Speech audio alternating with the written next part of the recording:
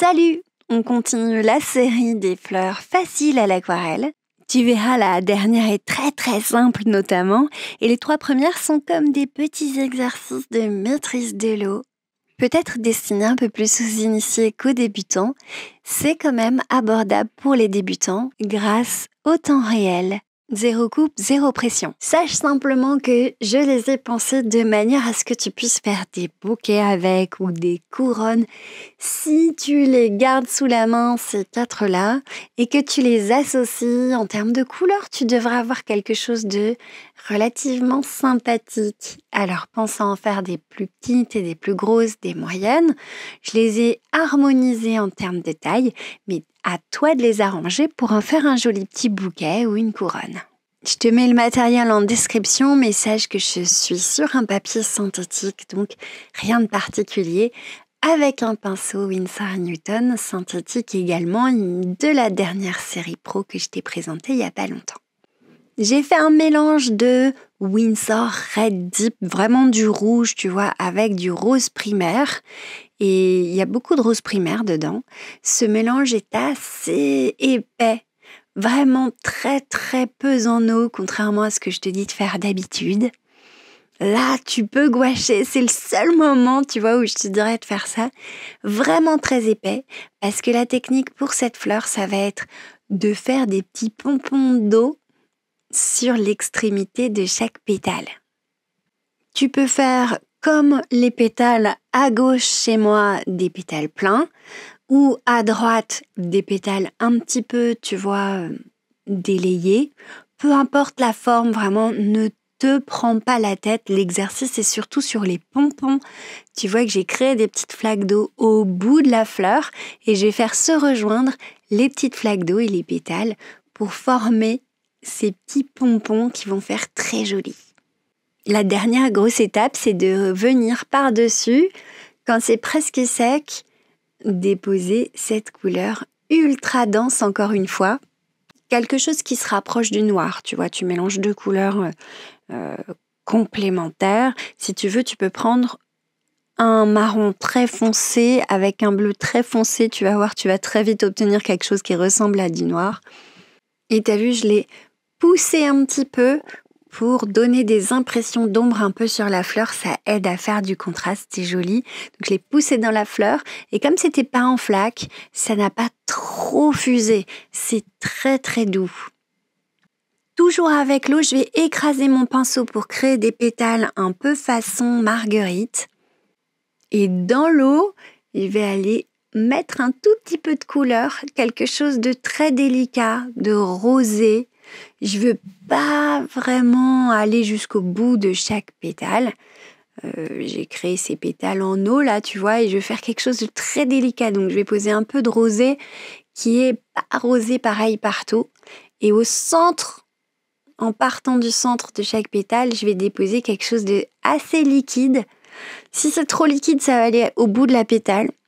Si c'est pas assez liquide, ça va pas assez fuser. Je vais quelque chose d'entre les deux et c'est ça l'exercice, c'est ça qui est dur.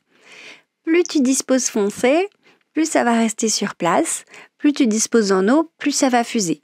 C'est un très bon exercice pour trouver le bon équilibre et s'entraîner aux fusions. Donc fais-en plein de marguerites, voire sur une même feuille. Ça peut être très très cool. Après, là, il n'y a plus d'eau sur mon pinceau, il n'y a plus rien du tout. Je laisse toujours du blanc, hyper important, mais juste je dispose le jaune que je veux pour pouvoir attirer l'attention au centre et rendre un effet un peu plus flou encore sur ma belle marguerite floue qui est autour, quoi. Bon, t'as vu, vraiment, j'ai joué avec l'eau, c'est ça qui est important, c'est ça qui est le cœur de la technique pour cette marguerite. Disposer d'abord de l'eau et ensuite seulement venir avec quelque chose d'assez liquide, laisser se fuser le tout ensemble. Ok, maintenant on va faire un genre de jacinthe un peu multicolore dans les tons de rose. Donc il va falloir que tu mélanges plusieurs tons de rose.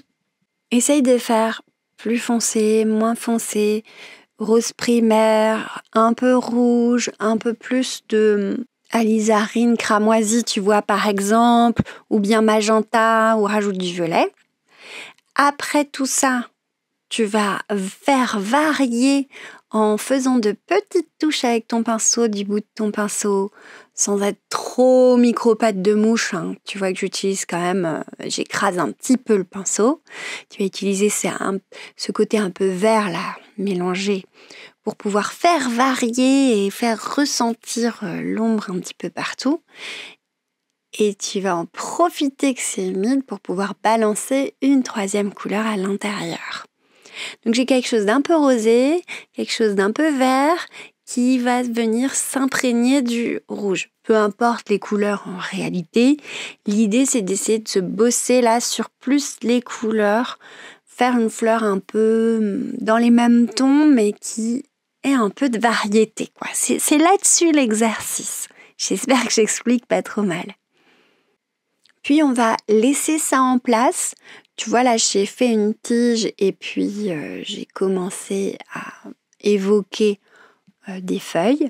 Mais je vais laisser ça en place parce que je veux que ça s'imprègne bien dans le papier de manière après à venir le flouter avec de l'eau. Si je le fais là maintenant, comme c'est encore liquide, ça va mettre le bazar et faire un gros nuage de blob. Ce que je veux, c'est que ça reste bien en place dans le papier au moment où je vais flouter cette fleur. Donc tu peux flouter a posteriori, tu n'es pas obligé de faire comme sur la marguerite, de venir poser des couleurs qui vont devenir floues puisque c'est posé dans l'eau. Là, on va flouter a posteriori.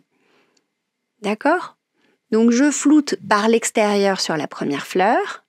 Je floute presque à l'intérieur avec de l'eau déjà posée avant sur la marguerite. Et là, je vais poser des choses qui peuvent être assez foncées sur cette espèce de jacinthe et je vais flouter a posteriori. D'accord ? Donc là, j'attends. Bon, c'est sûr que j'en ai rajouté un peu de la couleur. Donc voilà, on va laisser tranquille. Hein, parce que si je floute maintenant, comme je te disais, ça va être le bazar. Je vais attendre que ça s'imprègne, mais juste avant que ce soit sec, je vais disposer de l'eau dessus pour que ce soit un peu plus fourni. Sur chaque fleur, je fais attention à laisser du blanc. Important pour que la fleur respire. J'ai du blanc entre les pétales, j'ai du blanc au centre. Ça évoque de la lumière, ça crée quelque chose de moderne. Et pour ces fleurs qui sont des exercices de spontanéité, c'est beaucoup plus intéressant si tu fais gaffe à laisser du blanc. Ici, je suis en train de commencer ce que je voulais être une rose à la base pour te réexpliquer comment on fait. Et puis, je me suis dit, bon, dans les autres vidéos, il y a déjà des roses. Donc, j'ai peut-être transformé ça en tulipe. Voilà, je te fais tout mon cheminement. Donc toi, ce qu'il faut que tu retiennes, c'est que tu poses deux espèces de formes. Tu poses une base, quoi. Pas très en eau, juste un peu léger. Une base de orange avec un espèce de rond au bout et puis deux trucs au blanc, tu vois. Et on va se diriger vers les tulipes un peu plus rouges en jetant de la couleur dans cette base. Donc je prends un rouge un peu prononcé. Pareil, on fait ton mélange, un peu de orange mélangé avec du rose primaire, ça peut faire un très beau rouge. Et dans cette base, je vais aller coller mon rouge. Tu peux t'arrêter là et ça nous fait une fleur bicolore qui est très jolie, assez simple à réaliser et qui va agrémenter tes petits bouquets assez simplement. Tu peux les faire en tout petit, tu vois, et à travers le bouquet, mettre plein de petits boutons comme ça peut être très très chouette. Avant de les renforcer en couleur, je te montre ce que ça donne avec un semblant de tige, si on les laisse un petit peu pastel, comme ça. J'ai mélangé du vert du vessie avec du jaune. Là, c'est du gum-gut, je crois, voilà. Un gum-gut que je viens prendre depuis la base de la fleur. C'est pas grave du tout si ça fait diffusion. J'aime bien, ça fait partie du process, ça fait partie de l'aquarelle. Si tu essayes de faire des choses qui vont être parfaites, tu vas être déçu parce que c'est pas le principe. Il faut du frais, du spontané et donc tu es obligé d'accepter les défauts. Et par-dessus, voilà, c'est mon verre de vessie qui revient un peu délicatement. Je commence la pointe du pinceau, j'écrase mon pinceau et je reviens sur la pointe du pinceau sur la fin de la feuille. Pointe, j'écrase, je reviens. Tu peux le faire plus doucement que moi, mais c'est le principe. Et pif pouf, c'est là que je les transforme vraiment en tulipes, tu vois, mes trucs. Sur le mouillé, je viens renforcer et je trouve ça très joli. Et en plus, très en harmonie avec les autres fleurs. Donc là, on n'a pas trop joué avec l'eau. C'est la seule fleur où on a un peu moins joué avec l'eau. On a plus joué avec les superpositions. On a fait quelque chose, une base colorée, pas d'eau claire, colorée, qu'on est venu renforcer avec des taches qui sont vraiment pas posées de manière précautionneuse, qui sont posées un peu à la va-vite pour donner cette impression de tulipe un peu fraîche. Ici, tu me vois retoucher un petit peu les tiges, je les renforce. Oui, parce que ce rose-rouge au milieu, il est très très fort.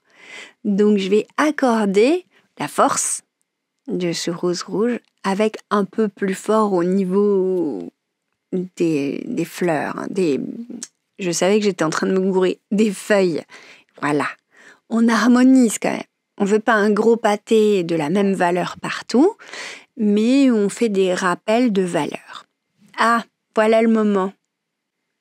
Je viens avec de l'eau reflouter un petit peu le centre de la jacinthe. Je perds pas mon blanc, mais je viens d'un seul petit passage avec un petit peu d'eau, flouter un petit peu et remplir cette jacinthe un tout petit peu plus.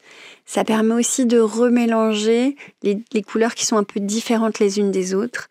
C'est pas évident à faire, mais franchement, si tu l'as réussi celle-là, tu vas être hyper fière de toi parce qu'elle est méga cool. Je trouve. En tout cas, en bouquet, là, imagine ça peut être très, très sympa. Ok, j'espère que ça t'a plu. Je sais que le temps réel, c'est toujours apprécié, donc c'est cool. Tu peux retrouver les autres vidéos dans la playlist Fleurs à l'aquarelle de ma chaîne. Bisous les abonnés!